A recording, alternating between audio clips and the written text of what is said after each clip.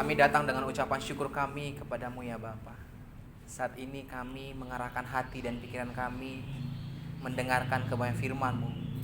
Kau urapi berkati hamba-Mu Bapa. Biarlah Tuhan Engkau yang menuntun dan Engkau yang memampukan hamba-Mu untuk menyampaikan isi hati-Mu. Sehingga lewat kebenaran firman-Mu Tuhan kami boleh dipulihkan, diberkati. Dan firman-Mu boleh menjadi rema dalam kehidupan kami. Puji Engkau Tuhan Allah yang hidup. Dalam nama Yesus Kristus kami berdoa. Amin. Shalom, selamat sore semuanya. Shalom. Masih semangat? Masih kita puasa hari ini. Ada yang 24 jam, ada yang 12 jam. Tapi puji Tuhan kita masih dikuatkan. Amin. Untuk mengambil bagian pelayanan pada saat ini memang sangat mendadak menurut saya. Karena tadi lagi kuliah, tiba-tiba informasi tulis mau khotbah. Oke, apa-apa. Menurut saya itulah tanggung jawab kita juga sebagai Haleluya. yang belajar yang menuju menjadi hamba Tuhan. Amin. Amin. Sedikit saya ada bercerita sedikit. Dek, siapa nama yang baju itu? Paling depan. Desti. Desti. Orang mana Dek? Orang mana? Orang Nias. Orang Nias. Dari mana? Saya tahu dari mana. Nias mana Dek? Dari Nias Barat. Nias Barat, kita sama berarti ya. Kamu tahu saya siapa? Katolik. Hah? Katolik. Sejak kapan kau tahu nama saya? SMA.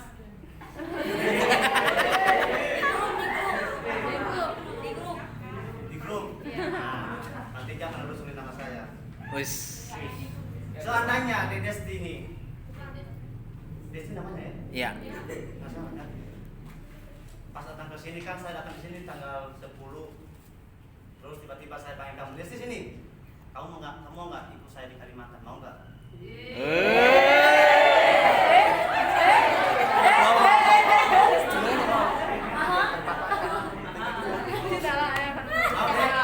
Mau? Tidak. Takut diculik om. Setelah sekarang kamu sudah tahu bahwa saya ada kakak tingkat di sini. Ketika saya ajak, Tetap Desti, nggak mau. kamu mau nggak Kalimantan? Pergi sih lah. Jangan. Terlalu jauh. Terlalu jauh ke Ada Kalimantan. 20.000 jam di sini. Mau deh, sekarang kalau saya ajak ke Kalimantan? Mau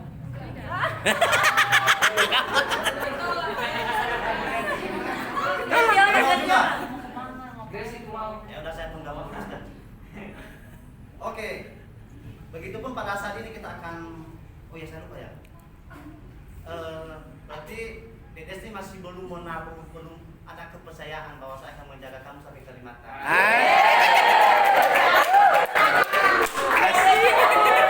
Takut nggak dikasih Saya kasih makan. ongkos loh. Saya kasih ongkos, saya biayain kita nginap di hotel tapi beda.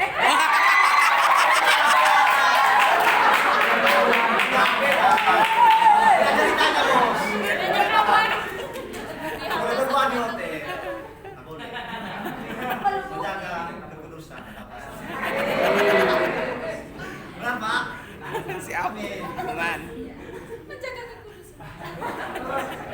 Ya nggak boleh berdua di hotel. Biasa. Ingat baik-baik, nggak boleh. Nanti. Oke, kita lanjut. Sama-sama kita membuka kitab kita yang terambil dari Matius pasal 19 ayat yang ke-9 sampai ke-12. Yang sudah menemukannya katakan, Amin. ini dia. Sudah dapat? Ini dia. Sama-sama kita akan membacakannya, namun kita beragapan. Saya akan membacakan berikutnya. Laki-laki ayat yang ke-9 dan cowok.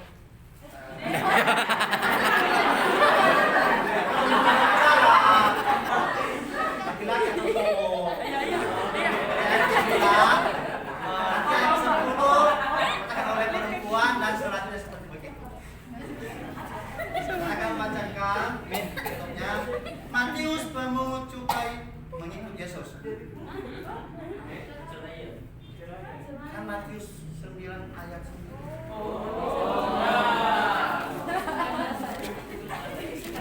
Menguji kesabaran. Fokus, sebentar lagi kita makan ya. ayat 9 sampai ayat yang ke-12. Sudah ditemukan? Seperti tadi yang saya beritahu bahwa kita akan kotak kafan, saya akan bacakan dulu perikopnya, dan saudara akan bergantian membacakan ayat-ayatnya. Matius, pemungut cukai mengikut Yesus. Setelah Yesus pergi dari situ, Ia melihat seorang yang bernama Matius duduk di rumah cukai. Lalu ia berkata kepadanya, "Ikutlah aku." Maka berdirilah Matius lalu mengikut dia. Kemudian ketika Yesus makan di rumah Matius, datanglah banyak pemungut cukai dan orang berdosa dan makan bersama-sama dengan dia dan murid-muridnya. Pada waktu orang Farisi melihat hal itu, berkatalah mereka kepada murid-murid Yesus, "Mengapa gurumu makan bersama-sama dengan orang dan orang berdosa?" Yesus mendengarnya dan berkata, "Bukan orang sehat yang memerlukan tabib, tetapi orang sakit." Sekali lagi kita membacakan ayat ke-12 dengan sama-sama 1, 2, 3. Yesus mendengarnya dan berkata, "Bukan orang sehat yang memerlukan tabib, tetapi orang sakit." Amin firman Tuhan. Kita akhiri. Kita tahu bahwa siapa yang tahu asal usul Matius? Tony. Pemungut cukai itu seperti apa? Ada yang tahu siapa pemungut cukai? Pekerjanya? Minta duit. Minta duit orang. Pemungut cukai itu termasuk dosa enggak? Termasuk. Selagi itu masih dalam lingkaran peraturan di daerah itu, berarti tidak menjadi. Bayang kita ditagih listrik berapa di sini, itu nggak dosa mereka. Kita pakai kok itu listrik kita. Nggak dosa. Kecuali kalau kita menagihnya lebih dari yang targetnya gitu kan. Sama-sama kita akan belajar 2 poin pada saat ini. Poin yang pertama itu temanya dulu. Temanya adalah iman kepada Yesus Kristus. Kita akan belajar 2 pokok poin pada saat ini. Yang pertama itu menaruh harapan kepada Tuhan. Bagaimana sih menaruh harapan kepada Tuhan? Memiliki iman enggak? Amin. Amin. Amin. Yusmai punya iman? Punya. Amin. Banyak iman Yusmai. Banyak iman Yusmai itu ya. Meleleh. Nah, mengapa saya mengangkat poin pertama itu adalah menaruh harapan kepada Tuhan? Seperti dikatakan di ayat yang ke-9, ayat yang ke-9 saya bacakan. Setelah Yesus pergi dari situ, ia melihat seorang yang bernama Matius duduk di rumah cukai. Lalu ia berkata kepadanya, "Ikutlah aku." Maka berdirilah Matius lalu mengikut dia. Sama tadi yang seperti saya kasih ilustrasi maksudnya kepada teks. Sama tadi. Desti. Matius mengenal Yesus enggak? Mengenal. Hah? Matius mengenal Yesus enggak?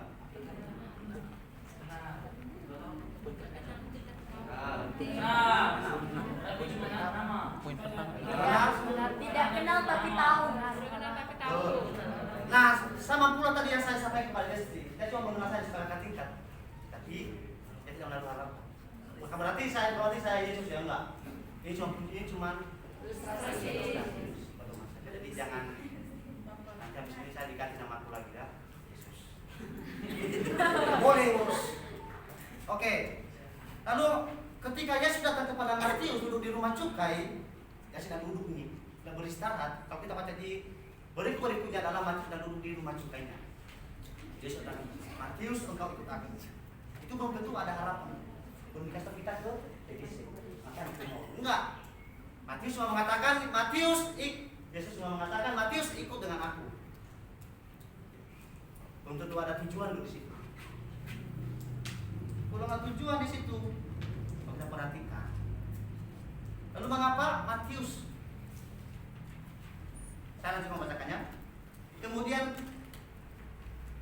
ayat ke-9 bagian B-nya. Lalu ia berkata kepadanya, "Ikutlah aku." Maka berdirilah Matius lalu mengikut dia. Berarti Matius tidak berpikir banyak di situ. Dia menaruh harapannya kepada Tuhan. Dia tahu bahwa Tuhan itu adalah juru selamat. Meskipun sebelumnya dia cuma mengenal sebagai Yesus, jadi tidak menggunakan tidak. Tapi apa? Matius menaruh harapannya.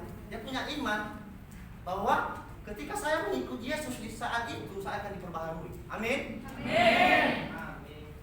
Apa saudara sudah diperbaharui semuanya?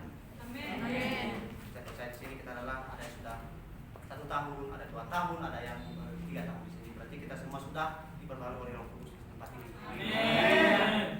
Jadi begitu pun ketika pada saat ini, ketika kita jujur, saya mau cerita sedikit. Waktu saya masuk di SMT ini, ada seorang kakak alumni dari sini yang mereka kenal itu adalah cuma dia dan kakak bang saya, itu pun jauh, nggak ada saling darah enggak. Tapi kemarin pas saya tamat SMA bulan 4, bulan 5 ada isu-isu, tulis kamu ke asrama mana STT. Kupikir enak STT, asrama itu enak terasa, ada kerjaan. Kalau di kampung kan ada karet gitu kan, ngambil kayu, capek bos di kampung, aku anak petani soalnya. Sama itu, sama kita orang kampung kita. Dan kerja nggak makan kita bos. Iya. Jadi ketika saya, oh iyalah kalau di asrama kan enak, dengan tidur, kuliah, gitu. Apalagi karena saya ada keraguan, mungkin abang saya mengetahui, wah ini pasti malas nanti. Diberikanlah bocoran kepada saya, tanya, ya sama itu enak, dan kasih makan banyak, kasih tidur. Saya nggak ngapain di situ. Orang aku nggak tahu kan, nggak ada pengalaman dia sama. Tanya, enak di situ kalian, katanya yang kerja, nanti kalian cuma belajar, tidur belajar, enak lah. Lalu 2 minggu setelah dapat informasi nanya, kalau masuk, mana sih kamu? Tuh temanku itu. Berjuang dari kampung itu. Udahlah nggak pikir-pikir saya informasi paling kita tuh Jakarta ke Jakarta penggunaan Jakarta Timur ada bagi-bagian yang enggak. Paling kita ke Jakarta tuh apa ya? Punya kita sama. Ayo. Orang kami nggak sama-sama mengetahui kami tinggal di mana. Intinya kami punya iman untuk meskipun nanti pada beberapa bulan ke depan kami akan keraguan. Banyak sekali tantangan mau pulang, mau nangis sehingga kemarin itu kami di kosan Pak Akson. Kalian mau ngapain? Saya nangis sama orang tua saya, Pak saya mau balik dari sini. Saya mau nangis. Habis seminggu itu kami ada sastra lagi. Kami udah baris-baris koper bos. Di situ kami. Bertiga. Kami udah beres. Kami transport. Ternyata kemarin kamu tanya ngajuin sama Pak Akson. Tanya, Pak ada 3 orang yang mau. Terus yang 2 orang nangis. Panggillah kami sama Pak Lim. Mau orang kami, saya mau ngapain? Mau pulang apa? Kenapa? Nggak suka aja. Karena kemarin itu kami datang hari Senin jam 3 sore, malamnya sampai disita, besoknya Pak, itu nggak tidur jam 12, jam 10. Kanota itu yang pengurus orang kemarin, mungkin teman-teman angkatan saya pasti tahu ya. Bangun, tidur, lampu belum dimatiin. HP udah disita, dompet disita. Seminggu di situ disita. Dikasih HP-nya hari Jumat. Kita di kampung nggak pernah seperti itu kan. Apalagi kita nggak pernah dibentak-bentak. Kamar mandi aja dipaksa.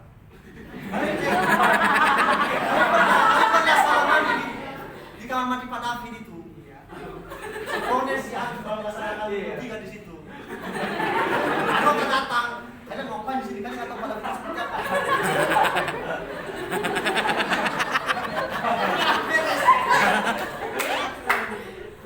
Ini betul saudara.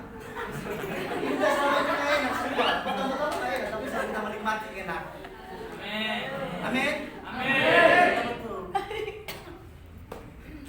Makanya setelah itu saya sedikit bercerita ya Mas makan sampai jam 6 kan Pak? Ya tadi sampai jam 6 kan kita ibadah? Iya. Setengah jam lagi ya.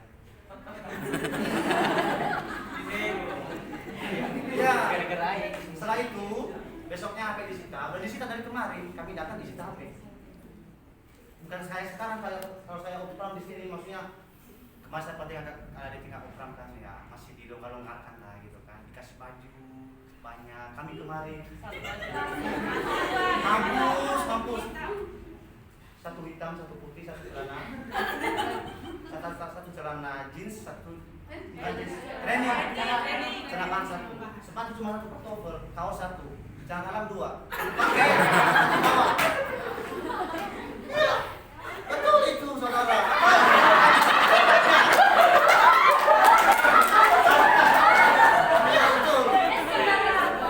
Udahlah saudara. Biasa. Mau membiasakan diri untuk ikut kembali biasa. Tahu nggak dia 4 hari itu berapa kali mandi? Gak ada.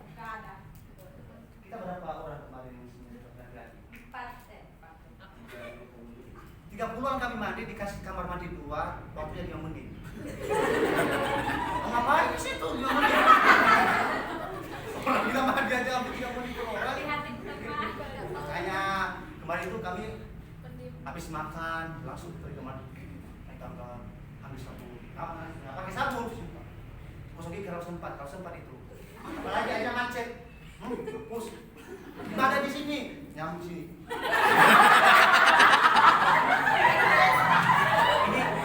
Ini sudah kami alami semua. Ini karena iman tadi, karena kita memiliki iman bahwa apalagi kemarin dari keluarga cuma mendukung ke sini. Orang yang membawa saja wajib mendukung dan saudara-saudara terkasih yang ada di samping saya masih mendukung saya. Saya tidak pernah mengajukan pergi. Nah, biasanya saya kan jadi apa sih kita pergi ya? Kita diangkat saya di sini aja. Kami saya pernah aja pergi. Kami paling di sini kan 3 orang kami. Saya kasih besting. Karena kami udah sah mau pulang. Udah sah sebenarnya tapi karena mau sharing ya. Saya ada udah sama Parlin, kita kasih besting kalau dia mau nggak pulang. Mau pagi lah besting. Nah, pulang yang kita sama sih. Kalau kita kata besting, apapun nggak bisa.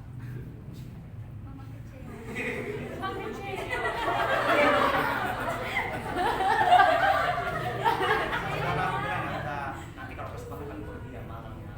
Ini sudah rencana sah sebenarnya saudara. Sudah sah sebenarnya rencana ini sudah fix lah mau pulang malam itu. Tapi mungkin seketika kami sudah dikonseling sama Pak kami mendapat bicaranya juga. Sudah dan di masa depannya kita hidup bersama kita bisa dibentuk di sini.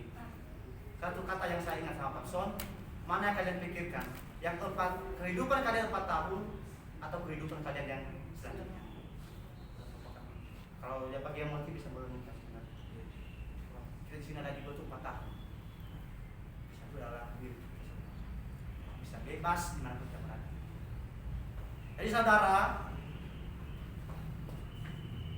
seperti yang saya katakan tadi bahwa ketika kita mempunyai iman untuk mengharapkan sesuatu kepada Tuhan, kita percaya bahwa Tuhan akan memberikan kepada kita. Poin yang kedua itu merendahkan hati. Saya akan bacakan di ayat yang ke-10 sampai ke-12. Saya meminta 2 orang yang membacakannya nanti saya ayat yang ke-10, Desti yang ayat yang ke-11 dan Grace ayat yang ke-11. Saya bacakan ayat ke-10. Kemudian ketika Yesus makan di rumah Matius, adalah banyak pemungut cukai dan orang berdosa dan makan bersama-sama dengan dia dan murid-muridnya. Pada waktu orang Farisi melihat hal itu, berkatalah mereka kepada murid-murid Yesus, Mengapa gurumu makan bersama-sama dengan pemungut cukai dan orang berdosa?" Yesus mendengarnya dan berkata, "Bukan orang sehat yang memerlukan tabib, tetapi orang sakit." Tadi buat kita apa tadi yang kedua? Merendahkan hati. Yesus pada saat itu adalah seorang raja bagi yang mengenal dengan baik. Dia adalah seorang raja. Ketika ia datang di tengah-tengah orang berdosa, ketika ia datang di tengah domba-domba yang kehilangan, dia merendahkan hati. Dia bergaul kepada orang berdosa-dosa ini. Tadi kalau kita baca di ayatnya yang ke-11 itu adalah pada waktu orang Farisi melihat hal itu, katalah mereka kepada murid-murid Yesus, "Mengapa guru makan bersama-sama dengan pemungut cukai dan orang-orang berdosa?" Begitu besar kasih Tuhan Yesus pada saat itu. Ia berdiri di tengah-tengah orang berdosa dan makan pun bersama-sama dengan orang berdosa. Sehingga ketika kita melihat orang sekitar kita sudah contohnya nih, kita melihat seorang gembala besar yang menggembalai beberapa ribu orang. Kalau dia berdiri di tengah-tengah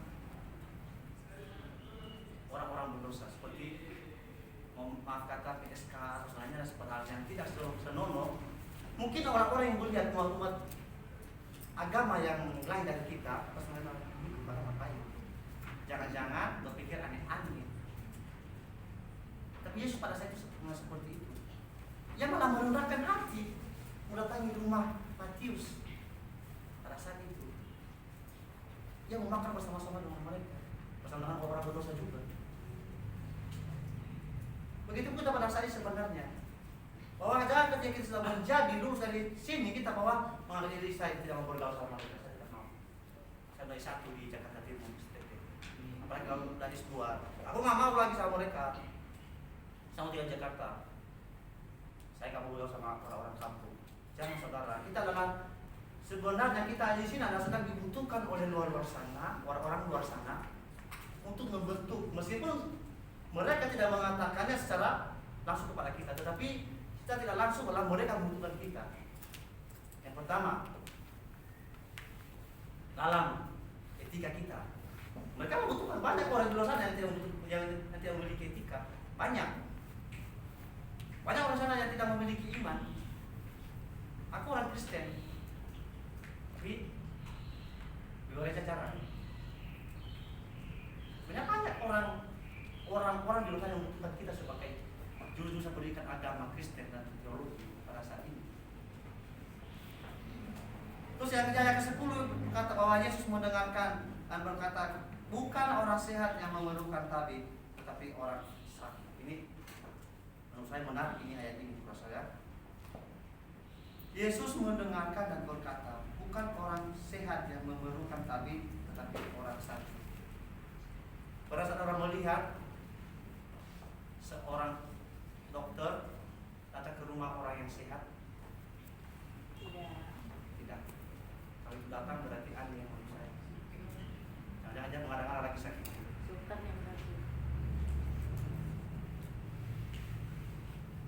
Seperti yang dikatakan di sini bahwa bukan orang sehat yang membutuhkan tabib, tapi orang sakit.